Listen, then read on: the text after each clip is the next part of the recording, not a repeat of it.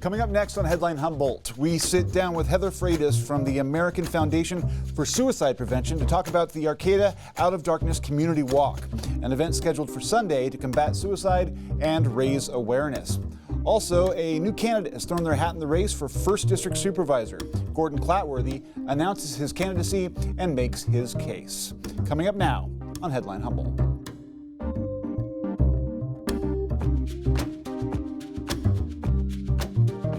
From the top of Humboldt Hill, this is Headline Humboldt. I'm James Falk. Thanks for joining us. Hope is precious. It's a vital thing that can be lost due to circumstance and calamity, and its absence can seemingly destroy our individual wills to carry on. But just as it can be occasionally lost, it can also be found. I've been there. As many of you are already aware, I struggled for years with opiate addiction, and it was an issue that led me to lose my family, my career, and even my home. I felt hopeless in the face of such overwhelming discomfort, a condition made worse by the fact that I'd brought the situation onto myself. In those darkest moments, I contemplated and did everything. Yet I was lucky. I had people around me who refused to give up and who offered over and over and over again their help until I finally wised up enough to accept that help. It certainly wasn't easy, but the unconditional love of others, especially that of my wife, Amy, aroused in me a will to persevere and overcome. For some folks, that help never comes or comes too late, and that fact alone needs to change. This weekend, a group of folks will gather in Arcata and walk to help fight suicide and the related issues that make it such a societal problem. Joining me now in studio is Heather Freitas from the from the American Foundation for Suicide Prevention. Thanks for joining us, Heather. Yeah, thank you. So on Sunday, there's to be an event for suicide prevention. Can you briefly talk about what your organization is, the American Foundation for Suicide Prevention, and how it works? Sure. The American Foundation for Suicide Prevention is a nonprofit leader in research, education, and advocacy. Their mission is to save lives and bring hope to those affected by suicide. Okay. And so what's your role within the group? I am a volunteer, and I am the board secretary for the Greater San Francisco Bay Area chapter and chair for the 2023 Arcata Out of the Darkness Community Walk. Okay. So what is the walk? What's it for? How does it work? What can people expect if they go? Sure. The Arcata Out of the Darkness Community Walk is hosted by the American Foundation for Suicide Prevention. It's put together to bring hope and healing and remembrance for our community. Yeah. It's taking place this Sunday, September 10th, on World Suicide Prevention Day at the Arcata Plaza. And people will have an opportunity to connect directly with local resources. We'll have community partners there tabling on site. They'll be able to engage in honoring and remembrance activities, and they'll also be able to listen to speakers sharing their personal connection to the cause. I know that some of the identities of the speakers haven't been listed yet because sometimes people might get uncomfortable and back out or that sort of thing, but how many speakers do you plan on having or hope to have? This year, we hope to have 3 speakers, and that doesn't include some other people who might be there. We have an opening that somebody will be doing, and we also have somebody who plans to offer a song. Okay. Now, what do they typically talk about? I mean, in the past years, do they talk about their own personal experience or the issue, the broader part of the issue? What do they focus on? Yeah, so typically people will talk about their personal connections to the cause. We've had people speak about their losses. We've had people speak about their personal struggles. We've also had people share a little bit about their personal connection to the cause and then what they've done about it in terms of the local community work that they're doing now around suicide prevention or mental health. Yeah. One of the things that we talked about on the phone before the show was the fact that, from the surface, this may look like it would be a sad event, but this isn't going to be a bummer of an experience. People are coming to generate hope, correct? Yeah, and we have music that's happening the whole time, which usually, it definitely changes the mood for it. When people speak and share their personal stories, I think it does pull us into some of those moments. It will remind us of our grief. It should validate people's feelings. I think sometimes that's one of the most important things of this event is that it validates where people's grief experiences have gone. And I think that's really important, although some of those moments can feel heavier and more intense. But really, we're coming together as a community to help carry that. And I think that's one of the beautiful things about the event. Grief can be really heavy. It's easier when people are there to carry it with you. And so the aspect of people coming together and realizing that they're not alone in something like that can be really helpful. So I hope for that it's healing for people who are able to participate this year. There's a saying in the past that the grief when shared is halved, and happiness when shared is doubled. I mean, there's some truth to those old phrases. How many people typically show up to these events? Do you guys expect a big turnout?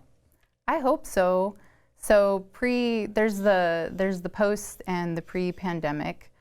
So we used to have about maybe 330 people who would come. Mm-hmm. And not everybody who shows up on site are actually registered for the event. Hopefully they'll register and check in. But we'd at least have hundreds of people there. And last year, I know that more people showed up than we expected, but it was less than what we had previously. Yeah. So I'm not sure what's going to happen this year. I know right now we have over 150 people registered. Well, that's a good number to start off with, at least. So now this is to raise money, correct? I saw on your website that there's a goal of 30,000. Is that right? Yeah, we have a goal of 30,000. We've currently raised over 15,000. I think we were really close to 16,000 before I saw you today, right before. Yeah. And so we're at least halfway there. Now, so just so people might understand, where does this money go once they donate? Sure. So the funds will go to the American Foundation for Suicide Prevention. A portion of the funds will go to the national organization, and then the remainder will go to the local chapter. Mm-hmm. And the local chapter actually operates throughout, like, I think 16 counties or something of California. Yeah. And so it goes all up along the western coast and the northern part of California, and it goes inland a little bit. Yeah. So this includes Humboldt County, of course. And that allows us to spend some of the funding here. Yeah. And what do you guys do with it? Just for administrative support kind of stuff? Or? Well, our intention with those funds are to bolster existing trainings in the area. So ideally making connections with local agencies who already have trained people to offer different trainings, yeah, and support that however we can. Okay, so you guys actually go out and work with people who are dealing with patients who have problems, and I say patients, but people, and help them be more effective. Is that fair? I think so. I know with the organization overall, I think one of the things that they do really well is they invest in scientific research. The brain is the least studied organ of the body. And so that was, I think some of the intention even on how the organization was initially founded in the late 80s was to learn more about mental health and how can we save people from mental illness. That's one of the things I wanted to talk about. Humboldt County has a huge problem with untreated mental illness and with suicide. I looked up before we started the show, and I mentioned to you before that the California or Humboldt County has the 5th worst suicide rate in the state. Do you think that, what do you think about that huge statistic for little old Humboldt County? Little old Humboldt County? Well, I know that Northern California has really high rates of suicide, and that includes, like, compared to the national average, we rank twice the national average, although California overall doesn't rank very high, yeah, when compared to other states. Yeah. So if you're just looking at numbers. With those statistics, I know that Humboldt County, we have this beautiful physical redwood curtain, just as one variable that can really limit access to resources, where we have a rural pocket surrounded by other rural pockets. And I think that really exacerbates the problem of people having access to mental health services and support networks. And so if people need to seek something that we don't really have the capacity for in our county, if they have to leave, it could be really hard to do that if you have limited transportation, if you have limited financial resources, and also limited support networks. So for example, if somebody had to go to Redding for something, if you don't know anyone over there, it could be really expensive. Yeah. And you also might be going alone. Yeah, yeah. That's, there's also the issue of, and that's related, economics. We have a high number of people who are making below the median wage income, and I think that can exacerbate the pressures and everything else. Do you think the availability of mental health issues plays into the broader issue? And do you think Humboldt County as an institution could do more about mental health? Yeah, I think that's the goal. I think that's what people are working on right now. I'd say that most of the organizations in Humboldt County that are working on mental health and suicide prevention know that it's really limited and that we need to increase the capacity here. So, if someone is personally feeling like they are at risk or on the verge of self-harm or something like that, suicidal ideation, what services would you direct them towards? I know we have the 988 number, which people can call, which is like a hotline. You can text or call it, and I think we'll put that up on the screen at some point. But what would you recommend? Yeah, I definitely recommend that. Also, for if somebody is struggling or if they're concerned that they might harm themselves, to seek different means of support, including reaching out to somebody and being able to talk about it. I think if people are concerned about others, there's a number of different resources, although our county is still somewhat limited, or maybe it's mystified. And I think part of what the walk helps with is to connect people directly with community resources, helps demystify that, to learn about where you can go and how you can navigate it. And so people can also access something like the Department of Health and Human Services has a really great website for looking at different services that they could access if they need to around crisis support and crisis intervention. And so, some of the existing services are like the mobile response team. There's some provirons. There's they have actually some crisis lines as well through the Department of Health and Human Services. One of the issues, and this is sort of a fascinating problem, but it's obviously a traumatic and sad event for people who's, if they lose family members or something along those lines. And so it makes people hesitant to want to ask people about it or to talk about it.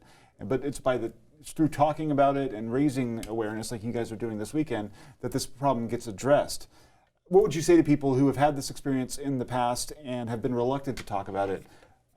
Would you say that it's positive for them to come forward, or how would you?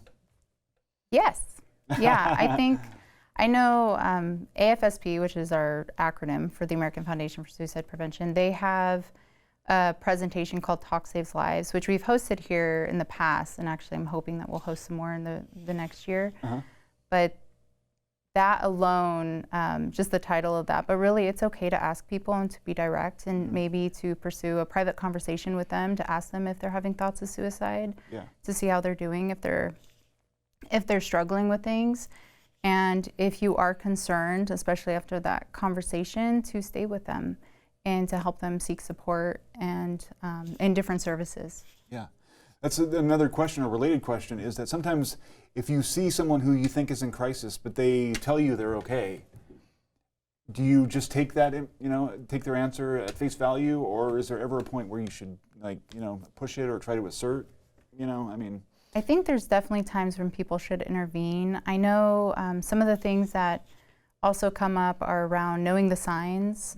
So there's a number of different signs. It's really easy to access what those signs are and to look at that kind of information. A sign could be if someone is giving away their possessions, or if there's a sudden a change in moods or behaviors.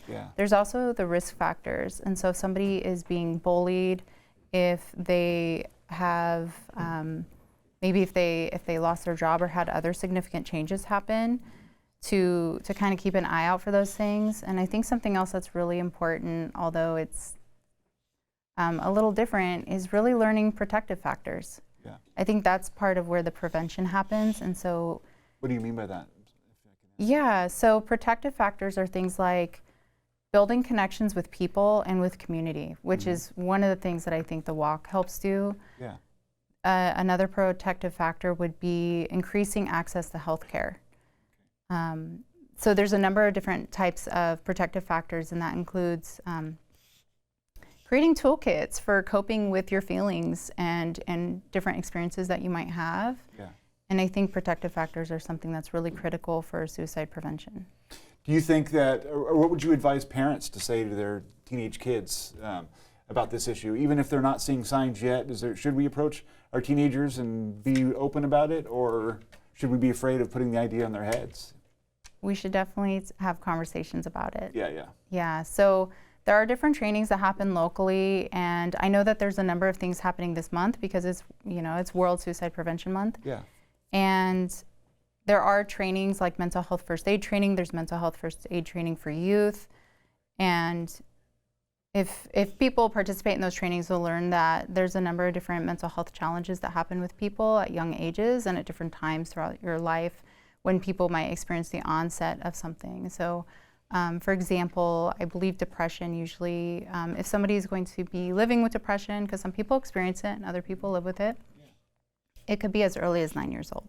So having those conversations and being open with the people around you that it's okay to talk about these things and to reach out is really important. It's okay to ask for help.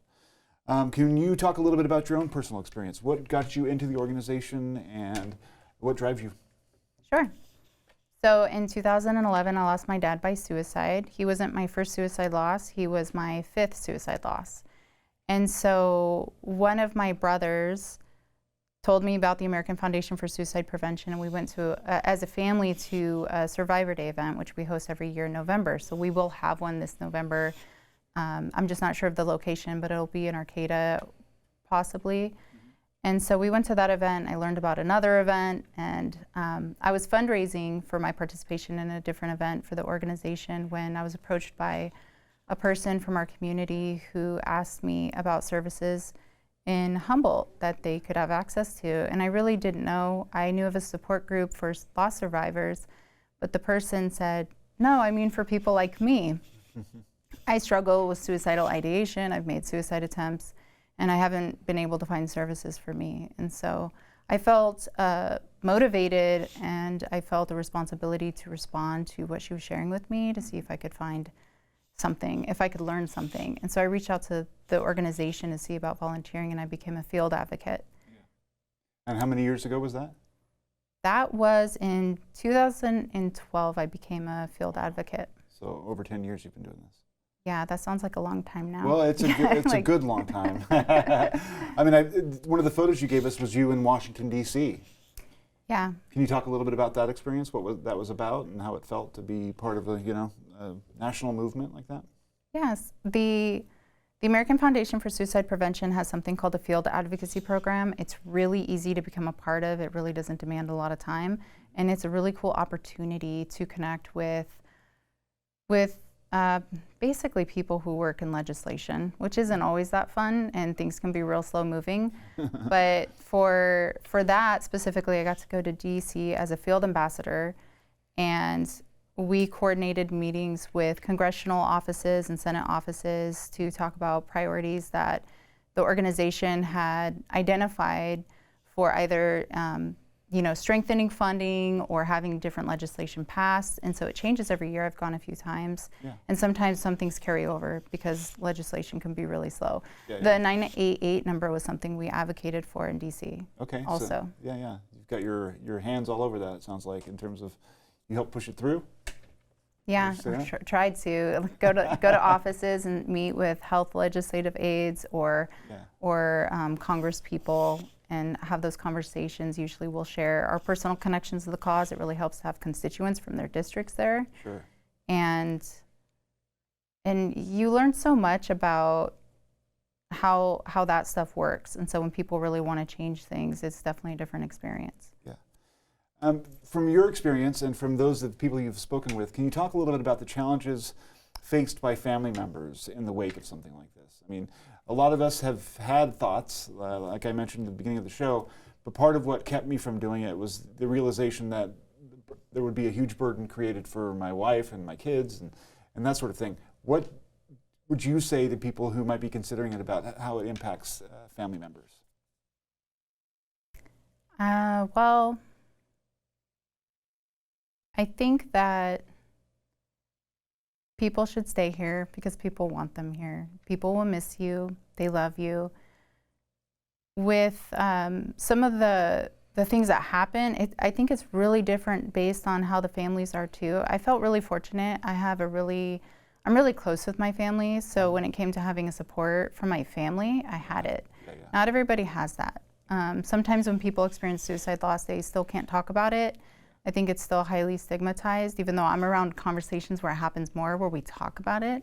I think outside of that, that's not always the case. So people are left feeling shattered or devastated. Families might change. I know that depending on the type of loss too and the relationship, it ends up looking really different for different people. Yeah, I guess as many different people there are, that's the situations that'll be created by this kind of thing. No one's going to be, it's not going to be a general statement. Would you say that, I'm sorry, I got that started wrong. Where am I at here? Sorry. I know what I was going to ask. Sorry. If you have a household and you have kids in the house or people that experience depression or have issues with that, is there anything that you would do to prepare or to keep people safe in terms of what they have laying around the house? Like if they have a gun or they have medications, how would you handle that? Or is there a particular way to be safe with that kind of stuff? Yeah, definitely something that's important to the conversation is limiting access to lethal means, which includes medications and firearms and other types of lethal means. And so there's a few ways that I think people can go about that. Even locally, there's different agencies that hand out free like lock boxes and things like that can help you lock up your firearm or other lethal means.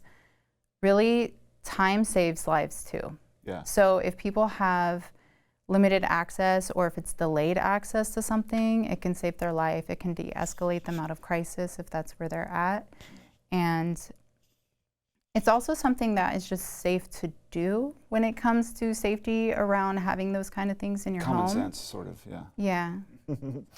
Is there a particular age that people should be most focused on? I mean, I noticed that when I was looking through the stats that it's spread pretty widely in terms of the occurrences, but is there an age that you would tell people to, be careful with your children or? I think, I'm not sure if, on my opinion of it, and I don't know what it looks like for Humboldt County specifically too when it comes to the age groups. Yeah.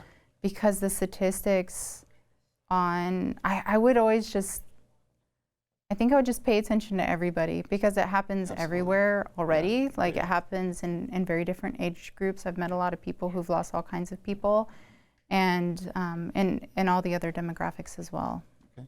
Now, one of the things that we talked about, if people can't go to the walk, but they still want to give, there is the afsp.org/Arcata. Is that right? Yeah. And people can go there and donate and also learn more about what to do, steps, that sort of thing. And there's probably links there for other, organizations to help. Is that right? Yeah. So they can go to afsp.org/Arcata. To make a donation would be awesome because then we would be able to retain a portion of that for our chapter and for the work that we do in Humboldt and help us reach our goal. No. The other thing that would be really cool that I thought of actually would be if people just went and if they wanted to do that and just surprise people with donations on their fundraising goals. There are people fundraising for this event and I don't know where people are at with their fundraising, but that would be a nice surprise. Individuals in the community that are fundraising for it? Yeah, so people have different fundraising goals. We have different fundraising incentives. Cool. And so to help people reach those, that would be a really nice gift. The American Foundation for Suicide Prevention general website, afsp.org, is also a really great resource that has a lot of information on there. It's, I feel like you can get lost in there because there's so much information, but it really has anything that I would talk about here today, I think. Absolutely. So it's Sunday, it starts at 9 o'clock, is that right? Yeah, registration will open at 9. Okay. So you have from 9 to 10 really to connect with the community resources and check out the remembrance activities. And then our program begins at 10. So we'll have a brief opening ceremony with our speakers and the walk will commence around 10:30. Okay, and then there's teams and stuff, so if you want to join a group or you bring a group with you, you can walk as a collective and sort of make a statement that way. Yeah. It sounds like it's going to be a beautiful event. So thank you for coming on the show and thank you for bringing us this information. And I hope that anybody at home who's having issues, you can call the number. 988 is one number for crisis intervention. And it gets better, I guess is the best way to put it. Thanks for joining us. Yeah, thank you. In other news, A new candidate has decided to oppose incumbent 1st District Supervisor Rex Bone in the race for that seat. Coast Guard veteran and videographer Gordon Clatworthy described for us his reasons for running and which of the many issues facing Humboldt County he's most itching to fix.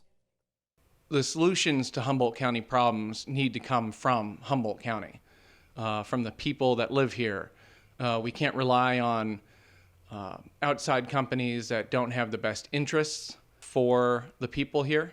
One of the more radical plans I have that people have talked to me about are using county equity to build low-income and no-income housing. 1 in 5 people in Humboldt County live at or below the poverty line right now, and there's not enough housing. And yes, we are starting to build some low-income housing, but it's almost too little too late. We need a massive investment in housing if we're going to solve any of the problems.